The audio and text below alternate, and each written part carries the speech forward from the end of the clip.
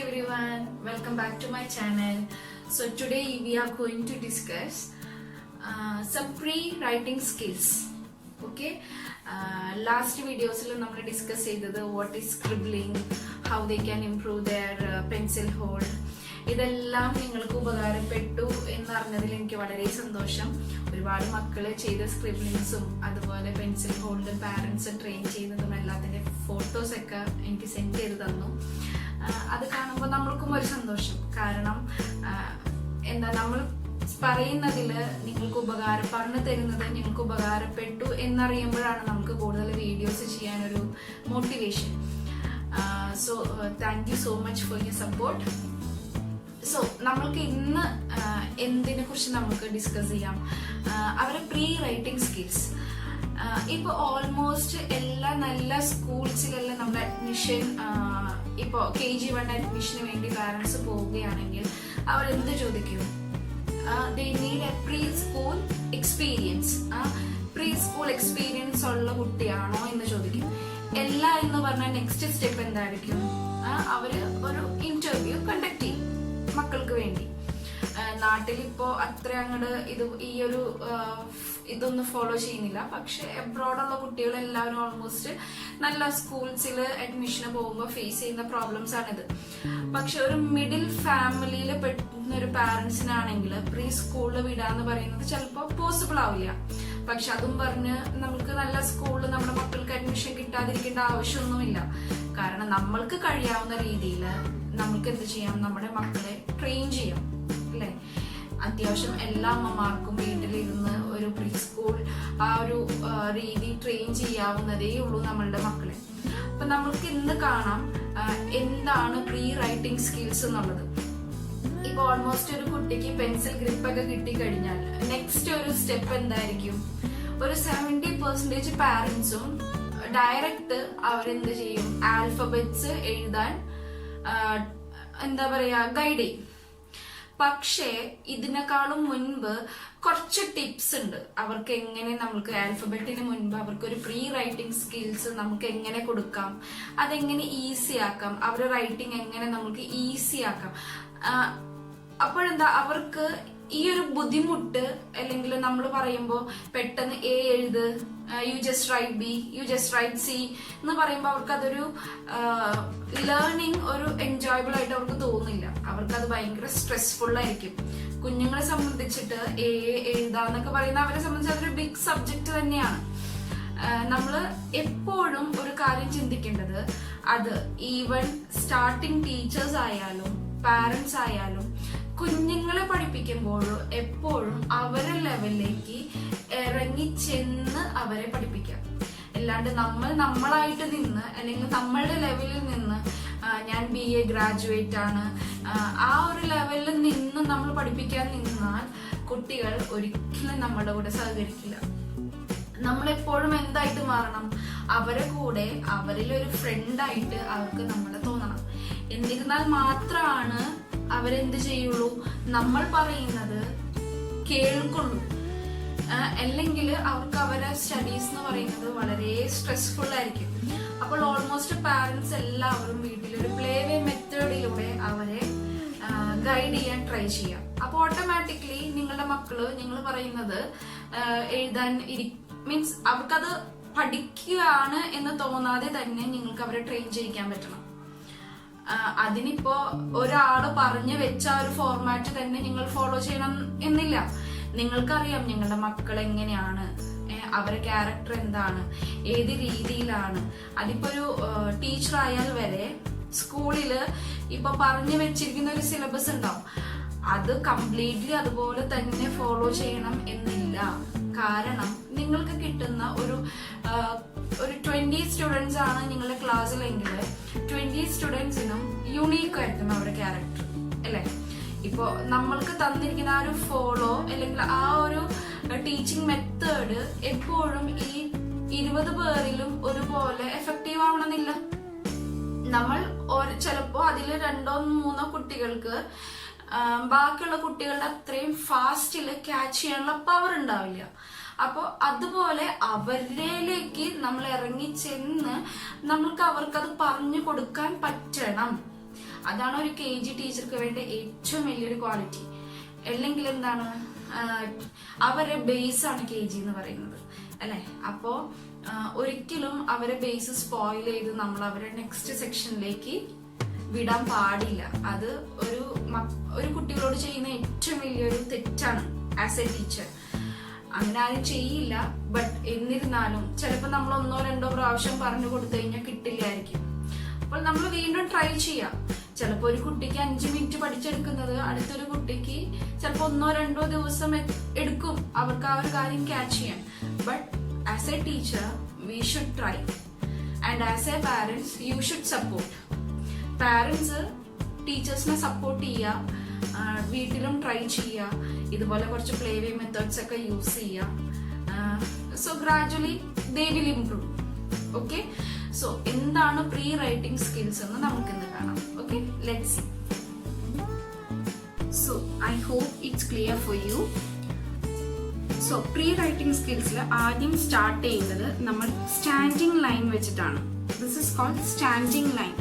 ഈ ലൈൻ നമുക്ക് പറഞ്ഞു കൊടുക്കാൻ എളുപ്പവും കുട്ടിക്ക് എഴുതാൻ എളുപ്പവുമാണ് സ്റ്റാൻഡിങ് ലൈൻ.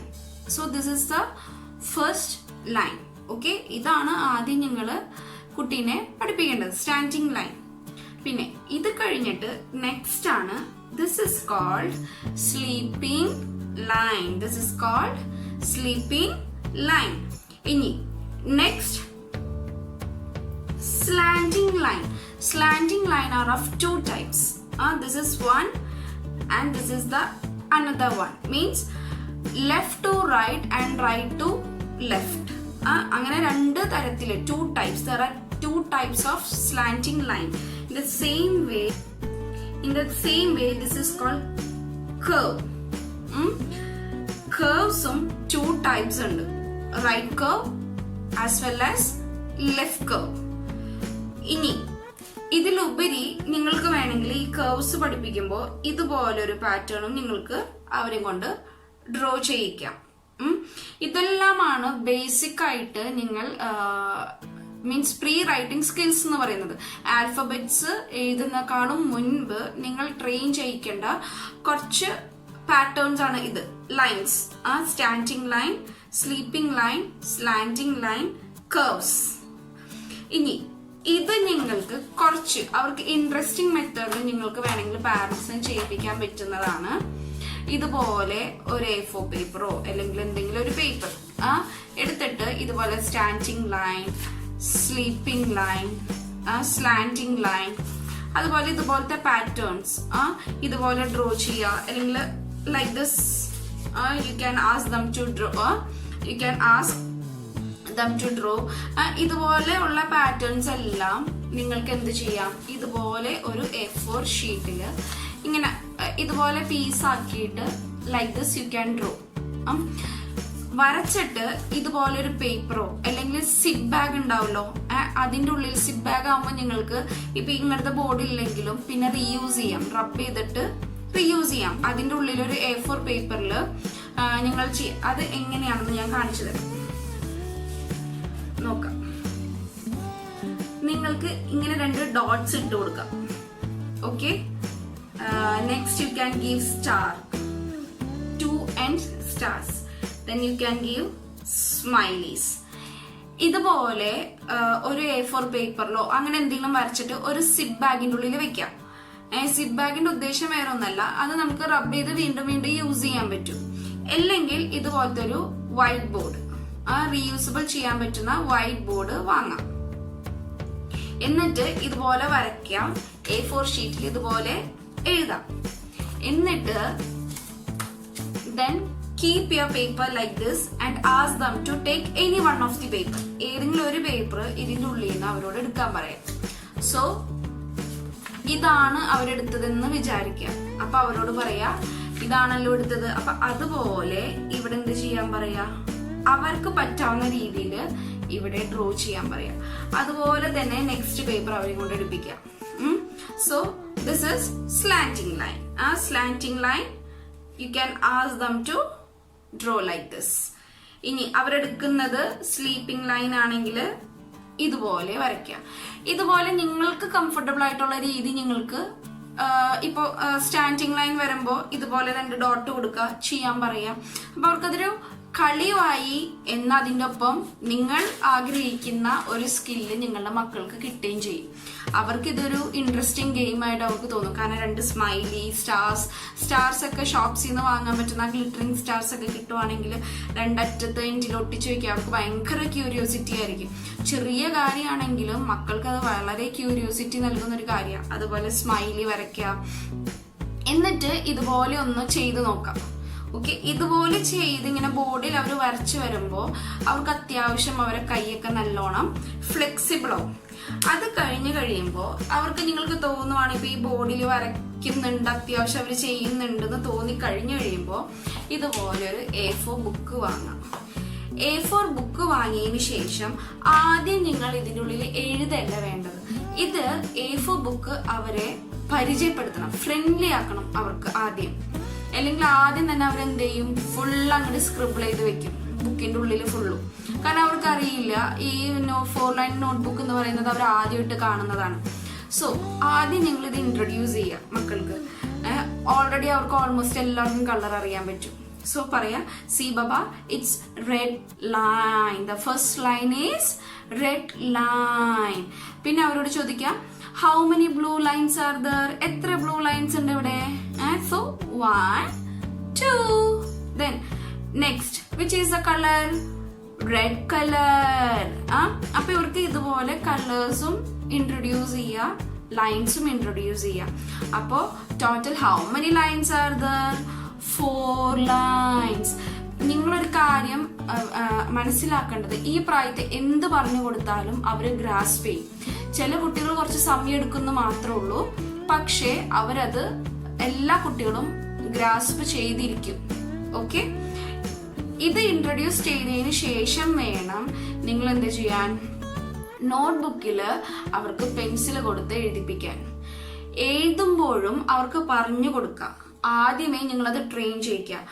സി, ഇപ്പോ ഇത് first red line, this is first blue line, and this is second blue line, and this is red line. ഇതിങ്ങനെ ഇൻട്രൊഡ്യൂസ് ചെയ്തതിന് ശേഷം ഇതെന്താണ്? Standing line. This is called standing line. ആദ്യം നിങ്ങൾ അവർക്ക് എന്ത് ചെയ്യുക, ഇതുപോലെ ചെറിയ ഡോട്ട്സ് ഇട്ട് കൊടുക്കുക. 2-3 ലൈൻ ഇതുപോലെ ഡോട്ട്സ് ഇട്ട് കൊടുക്കുക. അപ്പൊ അവർക്ക് ഒരുവിധം മനസ്സിലാവും എങ്ങനെയാണ് ഡോട്ട് ഇട്ടിരിക്കുന്നത്. അപ്പൊ അതിന്റെ മേലെ കൂടെ അവരിങ്ങനെ ജസ്റ്റ് ഒന്ന് ഡ്രോ ചെയ്ത് കഴിയുമ്പോൾ അവർക്ക് മനസ്സിലാവും. അത് കഴിയുമ്പോൾ എന്ത് ചെയ്യാ, 2 ഡോട്ട്സ് മാത്രമാക്കി മാറ്റാം. ഇതിന് പകരം എന്താക്കി മാത്രം മാറ്റാം, ഈ റെഡ് ലൈനിലും സെക്കൻഡ് ബ്ലൂ ലൈനിലും ഡോട്ട്സ് മാത്രമാക്കി ചേഞ്ച് ചെയ്യാം. എന്നിട്ട് അവർക്ക് എഴുതാൻ മടിയാണ്, അവർക്ക് പറ്റുന്നില്ല എന്ന് കണ്ടു കഴിഞ്ഞാൽ നിങ്ങൾ ഒരു കാര്യം കൂടി അവർക്ക് പറഞ്ഞു കൊടുക്കുക. സി ബബ, this is your mamma dot and this is your papa dot. Connect your mamma and papa. So they will connect their mamma and papa dot. ഇതുപോലെ അവര് കണക്ട് ചെയ്യും. മനസ്സിലായോ? ഈ സെയിം വേ തന്നെ അടുത്തതും എഴുതിപ്പിക്കാം. Sleeping line. സ്ലീപ്പിംഗ് ലൈൻ എവിടെയാണ്? Sleeping line is on the first blue line. അവരെ കൊണ്ട് 2-3 പ്രാവശ്യം അത് റിപ്പീറ്റ് ചെയ്യിപ്പിക്കുക. സോ നിങ്ങൾ പറയുമ്പോഴും നിങ്ങൾ അത് റിപ്പീറ്റ് ചെയ്യുക. First blue line. അപ്പൊ ആ ഒരു ബ്ലൂ എന്ന് പറയുന്ന ഒരു കോൺസെപ്റ്റ് അവരുടെ ഉള്ളിൽ വന്നു. എവിടെയാണ് സ്ലീപ്പിംഗ് ലൈൻ എഴുതണ്ടേന്നുള്ളത് ഓട്ടോമാറ്റിക്കലി അവരുടെ മൈൻഡിൽ അത് ഫീഡായി. പിന്നെ അത് നിങ്ങൾക്ക് എളുപ്പമാണ്. ഇപ്പൊ ആദ്യത്തെ ഒരു 2-3 പ്രാവശ്യം നിങ്ങൾ ബുദ്ധിമുട്ടിയാലും ആൽഫബറ്റിൽ വരുമ്പോൾ നിങ്ങൾ ആ red line blue line concept പറഞ്ഞു കൊടുത്താൽ തന്നെ അവർ പെട്ടെന്ന് അത് എഴുതും. ഓക്കെ, ഈ സെയിം കോൺസെപ്റ്റ് തന്നെ ഇവിടെയും കണ്ടിന്യൂ ചെയ്യുക. ആദ്യം കുറച്ച് ഡോട്ട്സ് ഇട്ട് കൊടുക്കുക, അവരോട് കണക്ട് ചെയ്യാൻ പറയുക. ഗ്രാജുവലി ഈ ഡോട്ട്സ് മാറ്റി 2 ഡോട്ട്സ് മാത്രമാക്കുക. 2 ഡോട്ട്സ് മാത്രമാക്കുമ്പോൾ എന്ത് ചെയ്യുക, you can say this is your mama and this is your papa dot. Connect your mama dot and papa dot. So automatically they will be connecting their mama and papa. In the same way you can write slanting line, means left slant and right slant, you can both you can train. Then curves you can train. ഇനി വേണമെങ്കിൽ നിങ്ങൾക്ക് എന്ത് ചെയ്യാം, ഈ pattern നിങ്ങൾക്ക് ചെയ്യിപ്പിക്കാം. Like this also you can make them write. Okay, ഇത്രയും അവര് എഴുതി കഴിയുമ്പോൾ തന്നെ ഒരുവിധം അവരെ കൈ ഫ്ലെക്സിബിൾ ആയിട്ടുണ്ടാവും. പിന്നെ ആൽഫബറ്റ്സ് എഴുതാൻ അവരുടെ കൈ ഓൾമോസ്റ്റ് ഫ്ലെക്സിബിൾ ആവും. ഇതെല്ലാമാണ് പ്രീ റൈറ്റിംഗ് സ്കിൽസ് എന്ന് പറയുന്നത്. ഓക്കെ, ഈ പ്രീ റൈറ്റിംഗ് സ്കിൽസ് ഇത് നിങ്ങൾ ട്രെയിനിങ് കൊടുത്തു കഴിഞ്ഞിട്ട് മാത്രം, ഈ ലൈൻസ് എല്ലാം ഫോർമേഷൻ കൊടുത്തു കഴിഞ്ഞ് മാത്രമാണ് നിങ്ങൾ എന്ത് ചെയ്യാൻ പാടുള്ളൂ, മക്കളെയും കൊണ്ട് ആൽഫബറ്റ്സ് എഴുതിപ്പിക്കാൻ പാടുള്ളൂ. ഓക്കെ, ഇനി ഈ ലൈൻ ഫോർമേഷൻ എല്ലാം കഴിഞ്ഞു. ഇനി ആൽഫബറ്റ്സ് എഴുതിക്കണക്കാളും മുൻപ് നിങ്ങൾക്ക് കുറച്ച് കാര്യങ്ങൾ കൂടി വേണമെങ്കിൽ നിങ്ങൾക്ക് ചെയ്യാം. കുറച്ച് അരിയോ അരിപ്പൊടിയോ അല്ലെങ്കിൽ കുറച്ച് മണ്ണോ എന്തെങ്കിലും ഒരു ട്രേയിൽ എടുത്തിട്ട് അവരെയും കൊണ്ട് AB അത് നിങ്ങൾക്ക് ട്രേസ് ചെയ്യിപ്പിക്കാം. അതെല്ലാം ഒരു പ്രാവശ്യം നമ്മൾ ഫിംഗർ ടിപ്പും കൊണ്ട് നമ്മൾ വരച്ചു കഴിഞ്ഞിട്ടുണ്ടെങ്കിൽ അത് നമ്മുടെ മനസ്സിൽ പതിഞ്ഞു കിടക്കുന്ന പറയുന്നത്. സോ അവർക്കത് ആ ഒരു പാറ്റേൺ അവരുടെ ഉള്ളിൽ അത് എന്താ പറയാ ഫീഡാവും. പിന്നെ അവർക്കത് നോട്ട്ബുക്കിലേക്ക് കോപ്പി ചെയ്യാൻ വലിയ ബുദ്ധിമുട്ടുണ്ടാവില്ല. എന്നിട്ട് നിങ്ങൾക്ക് വേണമെങ്കിൽ നോട്ട്ബുക്ക് ഇൻട്രൊഡ്യൂസ് ചെയ്ത് നോട്ട്ബുക്കിൽ ABC അത് എഴുതിപ്പിച്ച് നിങ്ങൾക്ക് സ്റ്റാർട്ട് ചെയ്യാം. ഇത് നിങ്ങൾക്ക് മനസ്സിലായെന്ന് വിശ്വസിക്കുന്നു. അപ്പൊ ഇതുപോലെ മക്കളെ ട്രെയിൻ ചെയ്ത് കഴിഞ്ഞാൽ തീർച്ചയായും അവരിൽ ഇമ്പ്രൂവ്മെന്റ് ഉണ്ടാവും. പിന്നെ നിങ്ങളുടെ മക്കള് ബാക്കിയുള്ള കുട്ടികളുടെ ഒപ്പം എത്തുന്നില്ല, ഇപ്പൊ ഓൺലൈൻ ക്ലാസ് ഒക്കെയാണ് അല്ലെ. അപ്പൊ എല്ലാ കുട്ടികൾക്കും ഒരുപോലെ ഗ്രാസ്പ് ചെയ്യാൻ പറ്റില്ല. പക്ഷെ ആർക്കും ഗ്രാസ്പിംഗ് പവർ ഇല്ലാതെയില്ല. എല്ലാ മക്കൾക്കും ദൈവം ഗ്രാസ്പിംഗ് പവർ കൊടുത്തിട്ടുണ്ട്. പക്ഷെ അതിൽ വേരിയേഷൻസ് ഉണ്ടാവും. ചിലപ്പോൾ ഒരു കുട്ടി ഒരു കോൺസെപ്റ്റ് ഓൺ ദ സ്പോട്ട് അവർക്ക് പഠിച്ചെടുക്കാൻ പറ്റും. മാം പറയുമ്പോൾ തന്നെ they will grasp the thing. പക്ഷേ വേറൊരു കുട്ടിയാണെങ്കിൽ ആ ഗ്രാസ്പിംഗ് പവർ കുറച്ചും കൂടി എന്നിട്ട് എക്സ്റ്റെൻഡ് ആവും. May be he or she will take 10 to 15 minutes. അല്ലെങ്കിൽ 1-2 ദിവസം നമ്മൾ റിപ്പീറ്റഡ്ലി പ്രാക്ടീസ് ചെയ്യിക്കേണ്ടി വരും. എന്നിരുന്നാൽ മാത്രമേ അവർ മെമ്മറിയിൽ നിൽക്കുള്ളൂ. അതിന് വിചാരിച്ച് നിങ്ങളുടെ മക്കൾക്ക് ഗ്രാസ്പിംഗ് പവർ ഇല്ലാതെ ഒന്നുമില്ല. എല്ലാ മക്കൾക്കും ഗ്രാസ്പിംഗ് പവർ ഉണ്ട്. അപ്പൊ ഓരോ കുട്ടികളിലും ഗ്രാസ്പിംഗ് പവർ എന്തായിരിക്കും, ഡിഫറെന്റ് ആയിരിക്കും. അതുകൊണ്ട് എന്താ ചെയ്യണ്ടേ, കണ്ടിന്യൂസ് അവരെ പ്രാക്ടീസ് ചെയ്യിപ്പിക്കുക. പിന്നെ ഒരു കുട്ടീനെ വേറൊരു കുട്ടിയായിട്ട് ഒരിക്കലും കമ്പയർ ചെയ്യാതിരിക്കുക. പിന്നെ ഞങ്ങളുടെ ടീച്ചേഴ്സ് എന്താണോ പറയുന്നത് അവർക്ക് സപ്പോർട്ട് ചെയ്ത് കൊടുക്കുക. കണ്ടിന്യൂസ് മക്കൾക്ക് പ്രാക്ടീസ് കൊടുക്കുക. They will be okay. പിന്നെ ബേസിക് അവർക്ക് ഫോം ചെയ്ത് നിങ്ങൾ നെക്സ്റ്റ് ക്ലാസ്സിലേക്ക് വിടാൻ നോക്കാം. എല്ലാ KG അല്ലേ പൊക്കോട്ടെ എന്ന് വിചാരിച്ച് വിടാതെ ആ ബേസിക് തറവാക്കിയിട്ട് നിങ്ങൾ നെക്സ്റ്റ് ക്ലാസ്സിലേക്ക് വിടാം.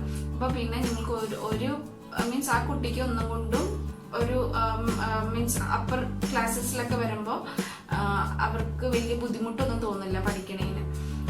സോ അത്രേ ഉള്ളൂ ഇന്നത്തെ video. So I hope you enjoy the video. നിങ്ങൾക്ക് ഉപകാരപ്പെട്ടു എന്ന് തോന്നുവാണെങ്കിൽ ജസ്റ്റ് സബ്സ്ക്രൈബ് മൈ ചാനൽ.